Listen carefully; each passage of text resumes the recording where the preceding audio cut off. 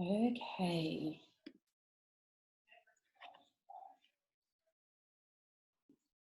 We are already recording, so I'm just going to let this record and give you guys a couple of minutes to hop on. So excited to do this with you all, with my sweet mom friends. Hey, Lindsay.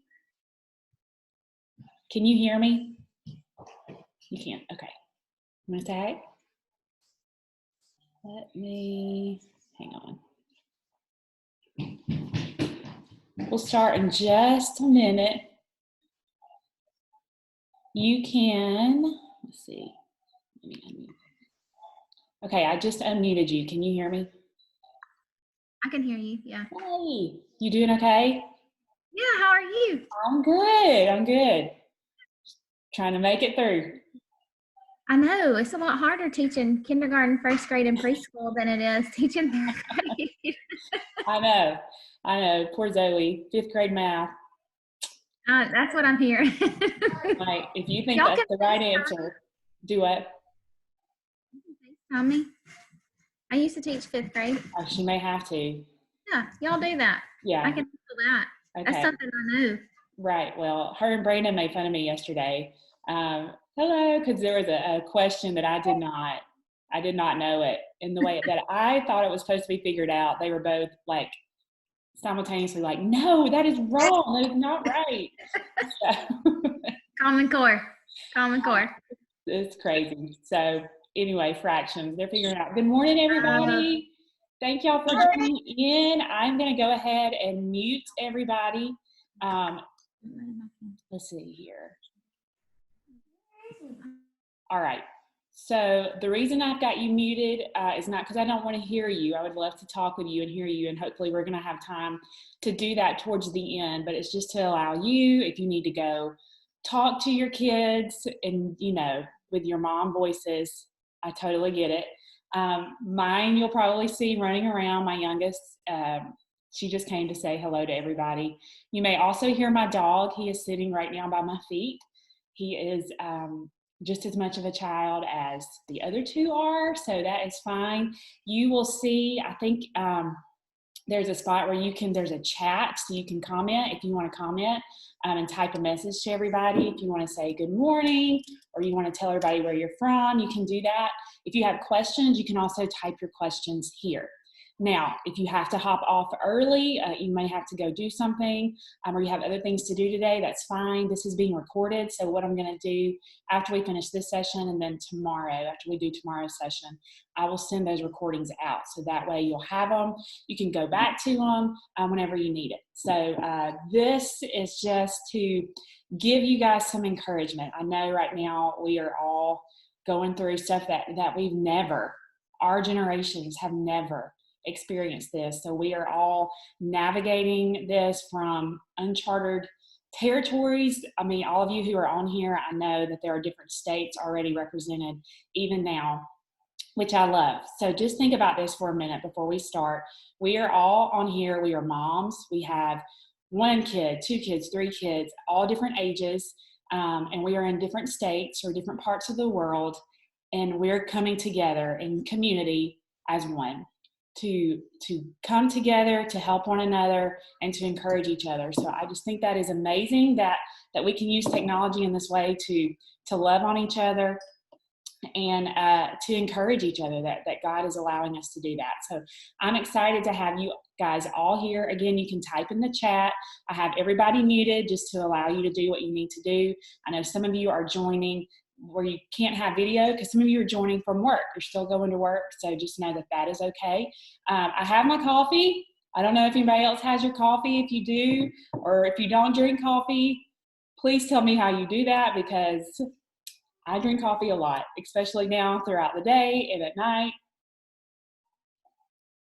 So I feel you if you're drinking your coffee this morning. So, and hey, Holly's on here all the way from New York, praying for you guys there, praying for everybody. So we're going to go ahead and get started. We're going to have about 40 minutes, actually about 30, because I'm not going to keep you the whole 40.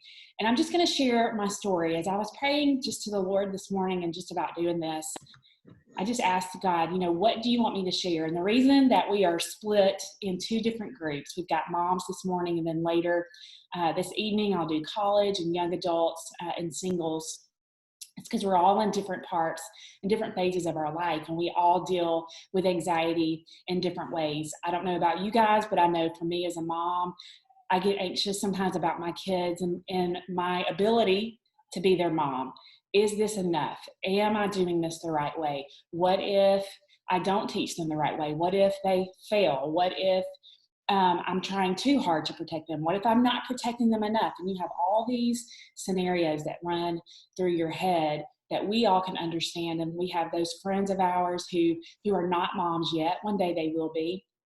And so they're going through different things with their anxiety. So I just wanted to just share with you from that perspective and just share some stories through my life, through my journey with anxiety to help you understand you're not alone. Yes, we have those crazy thoughts, and we probably think, man, if somebody knew what thoughts just went through my head, they would probably think I am a hot mess. And the truth is, we've all had those thoughts. And I think it is so funny when I share those thoughts and my friends are like, I thought that too. And we kind of laugh and we giggle because it makes us feel better to know we're not alone. So just to give you a little background there. So just to let y'all know, I'll just start as I was when I was at a conference speaking to you. My name is Caris, and I am a survivor and overcomer of anxiety and depression. I grew up my whole life in church. I have a twin brother and I have an older brother. And we have lived in the state of Alabama our whole life. We were actually born in Mississippi. My mom is from Tupelo, Mississippi, and my dad worked for the railroad. And so they stayed in Mississippi where her family was to have us there so she would have some help. I don't know if any of you have twins, but I can't imagine having twins, which I actually prayed for twins, and I'm really thankful that God knows better than we do. So my mom stayed there for about 6 weeks, and then my dad's job from the railroad brought them here to the state of Alabama. And so I grew up in church my whole life. I was born with a mild form of cerebral palsy in my left side, but I never knew that I was different. I never knew that anything was going on different in my body because my parents and my church family, they did not treat me different from my brothers. They treated me the same. And one day in first grade, all of that changed. All of that changed for me. And a friend of mine, he gathered all of our friends around me, and he began to make fun of me, and he held up his arm the way that I would hold my left arm up. I never knew because those muscles were so tight. It just felt like I held it down like my right arm. And he held his arms up like a bunny rabbit and said, that is what I look like. And he began to hop around me in circles, and I was devastated. And here I am, a 38-year-old woman, and I still remember that moment like it was yesterday. And that crushed me. But in that moment, I put that need to be perfect on my life because I did not want to be rejected. I did not want to be made fun of. I did not want to be made to feel less than again. And we as moms put this pressure of perfection on ourselves. We look at social media feeds, or we look at what our friends are doing, or when other friends of ours bring their kids into church and they're not arguing and they look smiling like they've just been that way the whole time. When we were riding in the car and we were yelling at each other and telling our kids, put your smiles on when we get out of the car, or, I use a spanking spoon, or else, right? So we think that they didn't go through that, when in reality, they're going through the same thing that we are, but we have put this mask of perfection to be on us, and it's heavy. And you may be feeling the heaviness of that mask of perfection today because you know what? Our situation right now is definitely not perfect. It is not perfect. Many of us are walking in things that we've never walked in. I've never had to homeschool my kids. I've never been in a situation where I cannot leave my home freely. That freedom in some ways has been taken away, right? Some of us live in areas where you are mandated by your government. You can't leave unless you have to go to the grocery store or you're going to work. You have to stay home for the next 2 or 3 weeks. Some of us are choosing social distancing and choosing to not leave, but that freedom has been taken away. So now we're grappling with this need to be perfect, this need to have it all together. And maybe you're feeling that anxiety weigh heavy on you through that. I was just sharing with my friend, Lindsay, she's a teacher. My daughter, who's in 5th grade, we're doing 5th grade fractions. And I'll just tell y'all, my math skill is probably in about 3rd grade with what they're doing right now. It's so hard. And her and my husband, we had to FaceTime him to ask him a question about one of the math answers. And I told them how I thought it should be answered. And they were like, no, that's wrong. Like they both were like, that's wrong. And so that perfection is gone. Once you hit 5th grade, y'all, it's definitely gone with math at that point. So we have this need to be perfect. And I see that just looking back throughout my whole life, through all different things, how God just weaves our stories together. Even in college, I felt the need to be perfect, to have the best grades, to be the top of my class, because I thought that would be the only way people would accept me. And we as women, we want to be accepted. Whether we want to admit that or not, we want to be accepted. We want to be loved by our community, and we want to feel a part of the group.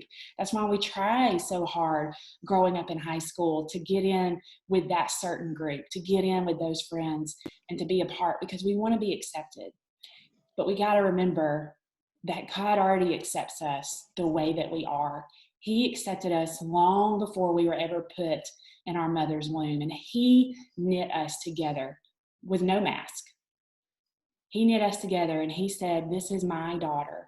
She is fearfully and wonderfully made. And He loved us, and He put gifts and talents inside of us that He wants us to use. And when we try so hard to be perfect, we can't walk in what God has for us. And I saw that in my life. I saw that come full circle in 2011. I was a master of the mask. And during that time, everything appeared to be great. Brandon and I, my husband, the church that we were at, we were actually the worship leaders there, which was a huge desire of our heart. My oldest, who's 11 now, she was 2, and she was living her best toddler life, just rocking and rolling. She was an only child at that time. I had a successful in-home business, so everything appeared great on the outside. But on the inside, I was crumbling.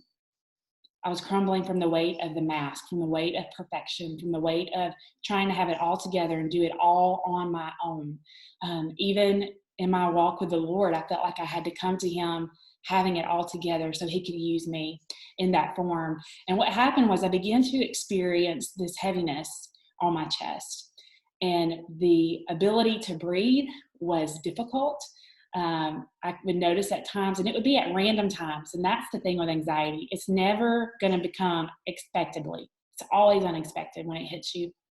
And so I began to not being able to breathe. I would lose my breath. My heart rate would increase.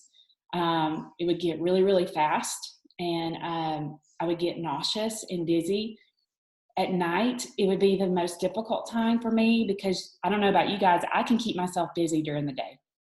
If it is doing work or being outside with my kids, or, you know, when I used to go and I would go do things with my friends, I can keep myself busy during the day, keep my thoughts busy. But at night, when I would lay down, that's when my mind would begin to race. And it would begin to go to those extreme what if places. You know, what if this happens to my daughter? What if this happens to my husband when he goes to work? What if something happens to me? And I would go to these worst case scenarios, and my brain would make, it was like these movies in my head, if that makes sense. And as these movies would play out, they felt like they were real scenarios that were going to happen. So that anxiety grew into fear and panic. And I was paralyzed. I was paralyzed by it, and it grew and it strengthened, and I didn't tell anyone because I truly felt that I was the only one dealing with that feeling. And I'll be honest with you guys, in my life, because of what I had put on myself and because of the things that I had thought and been taught, I did not think anxiety nor depression were real. I don't know if any of you have ever found yourself there. And when people would come to me who had struggled with anxiety or depression for help or for prayer, I did not answer with the compassion of Jesus. My answer would always be, pray harder, do more, try harder, suck it up, buttercup. You know, it was just not with love and compassion, because I truly thought they were feeling sorry for themselves. And if any of you have had that response said to you, I think people say that at times because they don't know how to respond, because they've never been through it, and they think they're helping you, but I know they're not. And I know that heaps extra shame and disappointment on you. So I just want to tell you, I'm sorry if that has been said to you. Know that it's not coming from a place of them trying to hurt you. They truly believe they're helping you, and we know that it's not. So I just kind of want to stand in their place to tell you I'm sorry that that's happened. But know that God doesn't feel that way about you. God doesn't look at you with shame and think, well, why is she doing that? Why is she not dependent on me? Why is she not trying harder and doing more? He's not thinking that. He is looking at you with love and compassion, and he's looking at you telling you, come, lay your burdens at my feet. Let me help you. And so I remember when this all kind of grew, and I could not function. I literally could not do daily functions anymore. And I was sitting on the bed, not on the bed, on the couch. And my daughter was playing in her playroom, and I had the worst anxiety attack that I had to date. And I thought that was it, that something was about to happen, and my daughter was going to find me. And just having that picture playing through my head of my 2-year-old coming and finding me, even to this day, it breaks my heart just to know that that's where I was. So I had to call somebody. So I called my mom. I felt like for me, my mom was a safe person, and that she would not judge me, but she would help me. Somehow I just felt like she could help me. So I called my mom. I told her what I was experiencing, and she said, Caris, you're having an anxiety attack. You need to go to your doctor right now. And so I tried to argue with her a little bit. Now, I'm almost a 30-year-old woman at this point in my life. You still don't argue with your mom at that point. That's just like, you don't do that. And so I finally stopped arguing, and I listened. And I went to my doctor. I had to get Zoe, and here we go to the doctor.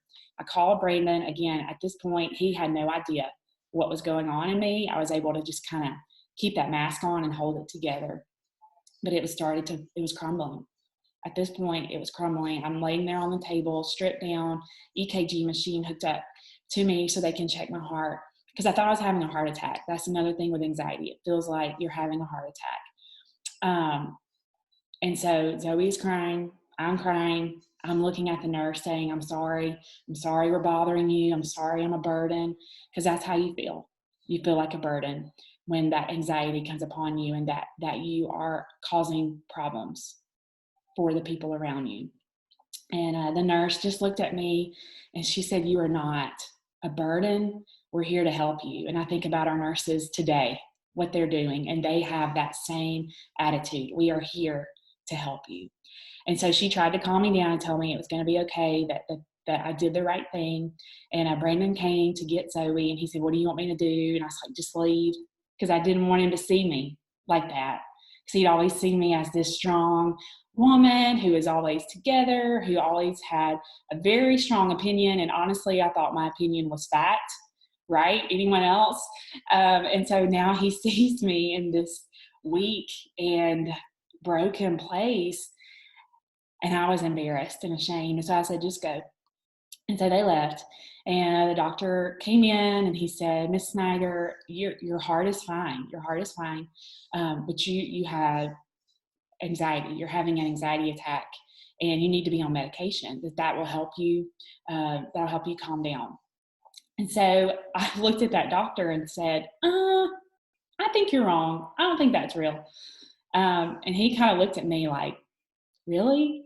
Is she just telling me that I don't know how to do my job here? And so I told him that day, I said, look, I'm fine. Don't we say that a lot? We say, I'm good, I'm fine, I got this. So I tried to convince myself of that I was good, that I was fine. So I went home, and Brandon asked me, and I told him a little bit, but I didn't tell him a lot. And I was fine for a couple of days, but then it came back, and that's what anxiety will do. It'll go away, and then it comes back, and it brings friends. And that time when the anxiety began to come back in greater force, it brought its friend depression. And when you don't deal with anxiety and with the things that you are facing, it will bring other stuff along with it. And for me, that was depression. So now I began to I'm not only dealing with the shame of what my body is experiencing and feeling, but now I'm dealing with, you are a burden. You're not needed here. You can't do the things that you normally do. You can barely get up and function through the day. So here come these less words. You are purposeless. You are hopeless. You are useless. You are worthless. So now I have this heaped on me every day. And it was like a ping pong ball going back and forth in my head. You need to do more. You're not good enough. You need to trust God more. God doesn't love you. You need to try harder. You have failed. Failure is a trigger word. I don't want to be a failure. I don't want to fail. I don't want to fail people. I don't want to fail God. And so it was like a ping pong ball going back and forth through my head constantly through the day. And I just began to fall under the pressure of it all. I just began to literally couldn't hold my head up anymore. And I was just being destroyed from the inside out. And I still wouldn't tell anybody. And when you hold on to anxiety like that, friends, and you hold on to the hurt and the shame and you don't let anyone in, what the enemy's wanting to do with that anxiety and depression, he wants to use it to take you out. He wants to use it to keep you from walking in the purpose and the plan that God has for you. If it can isolate you away from people, away from friends, the lies that anxiety speak begin to become truth to you.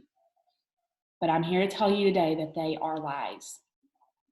And I had to have a rock bottom moment, and everybody's rock bottom moment is different. And my hope is to this group is that you don't have to get to that rock bottom moment. You can learn with others around you what anxiety is, what it's doing to you. And then tomorrow we're going to talk about how it's affecting your brain and how you can cope, how you can overcome, because there are real things that you can do. And so for me, that rock bottom moment was I got pregnant. And at that time, it was honestly a miracle because I may have weighed 100 pounds because I was not eating. I was trying so hard to keep that mask of perfection on to make it appear like I had everything together. So the only thing I could control was the way my body looked. So I was by trying to control the way my body looked, I also used that to numb the anxiety, because anxiety is painful. The thoughts that it throws at you is painful and hurtful. So the way I tried to numb it was to starve it. I know some people will use alcohol or drugs or relationships that are not healthy. So I used food, and I used food in a way to starve the pain. And so to do that, I was eating less than 1,000 calories a day. I was working out 2 hours or more a day, and I was drinking 3 to 4 gallons of water every day. And so here I am in this feeble state, mentally, physically, inside and out, and I'm pregnant. And we go to the doctor, and she was so loving and so kind. And she said, Caris, listen, for the sake of this baby, you got to eat. You got to eat. I don't care if you eat donuts, breakfast, lunch, and dinner. Eat. And so, first of all, if a doctor gives you permission to eat donuts all day long, anyone, you're going to eat donuts all day long. So, but also, you guys will get this, I know, that mama bear instinct totally kicked in. Like, there are things that I will do for my kids that I will not do for myself, but for my kids, if I got to fight for my kids and help my kids, I'm going to do that. And so, so that's what I did. I helped my kids, and I told the doctor, okay.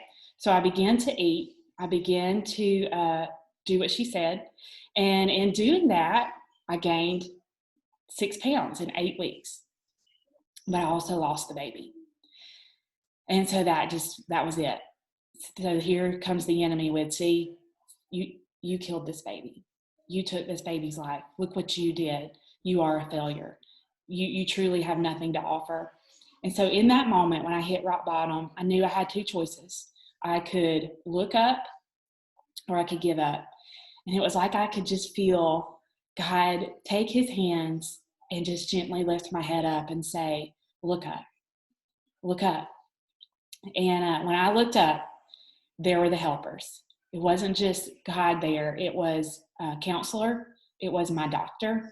It was friends. It was my church family, my husband.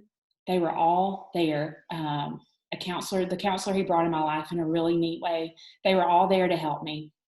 So I followed the doctor's orders, began to take medicine. I went to counseling, and God began to heal me. And God began to restore me. And as my friends and my family would begin to say, how are you doing? That was the moment where I could put the mask back on, or I could be honest.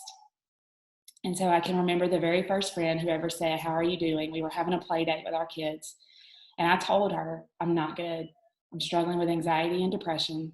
And I was waiting on that moment because, see, in our heads, we're convinced that other women are against us, that we're not for each other. So I was convinced she was going to use that against me. And she looked at me and she said, you too? And it was as if we both breathed a sigh of relief. And I said, yeah, me too. Me too. And so it gave me hope to know that there were others dealing with what I was dealing with, going through the same struggles that I was going through, but that we weren't alone. And so I wanted to just share that part of my story with you today, to just say, hey, me too. Me too. It is hard right now to be at home, to be isolated away from your friends, even our family, and to go through all the things that we're going through with the uncertainty of things happening in our world. So I just want you to know, me too. But I want you to know this, that I want you to have the me too moment of God's hope and God's restoration and God's healing and redemption. Because you see, he did heal me and he did help me to overcome. Do I still deal with anxiety? Yes. But it does not rule my life. I know my triggers. We'll talk about those tomorrow. It's not stealing the joy from my life anymore. When those anxiety elephants try to come, if you want to say it that way, I have tools where God has helped me and prepared me. And just to even know every day to see God's beautiful story of restoration in my life. As he began to heal me, I got pregnant again. And after having the miscarriage, I cried every day during that pregnancy because you don't know.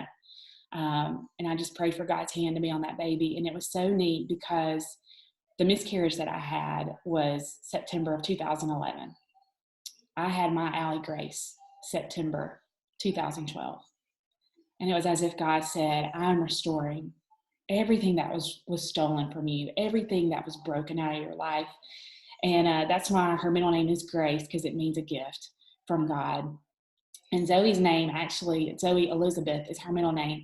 So Zoe means life, promised by God is what Elizabeth means. We did not know that when we gave her that name. So it's as if God allows me every time that I look at my kids to see his promise and to see his grace. And friend, you are flanked on both sides by his promise and by his grace. So as you go throughout the day-to-day with your kids, or if you're at work or you're around other people and we are practicing this social distancing and that anxiety tries to come at you, just remember, God has his promises and his grace all around you, all around us, all around this world. He is never caught off guard. What we have to bring him is never too hard for him to handle. And he cares and he's listening. And I wanted to share just one last thing with you. And then I'm going to give you just a minute. If you have questions, you can ask your questions. But this was one scripture that I hang on to still to this day that God gave me. And it's Psalms 40, 1-3. I waited patiently for the Lord, and he turned to me and heard my cry. He lifted me out of the slimy pit, out of the mud and the mire. He set my feet on a rock and gave me a firm place to stand. He put a new song in my mouth, a hymn of praise to our God. Many will see and fear the Lord and put their trust in him. So I just want you to know he's listening. He's listening to you. He's listening to your cries, and he will pull you up. He'll pull you out. And not only that, he's going to give you a new song to sing. So then you can go help others in this world around you. So we're going to end right there. I'm going to give you just a minute. If you have a question, I'm going to unmute everyone. Okay. Okay, everybody is unmuted. And so I'm just going to give you just a minute. If you have a question, you can ask your question.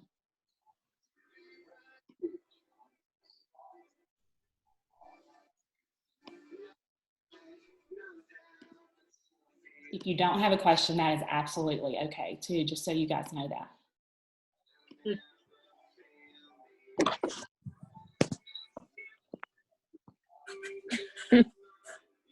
Okay, so what we're going to do, we're just going to end right there. Thank y'all for hopping on. So what will happen tomorrow? We're going to talk about what anxiety actually does to your brain. What's happening to your brain when that anxiety is going on. And I'll say this, this may be helpful information for you with your kids. If you've noticed some things going on with them, this may help you understand what's happening in their brain. So we're going to talk about that, what's going on in your brain. And then we're going to talk about how do you cope? How do you deal with that? What are some things that you can do to help you when that anxiety does try to come at you? So thank y'all for joining. Again, this is going to be recorded. Tomorrow will be recorded, and then I'll send them both to you guys when we're done. So I'm praying for y'all, and I'll talk to you soon. Bye, everybody. Bye, Caris.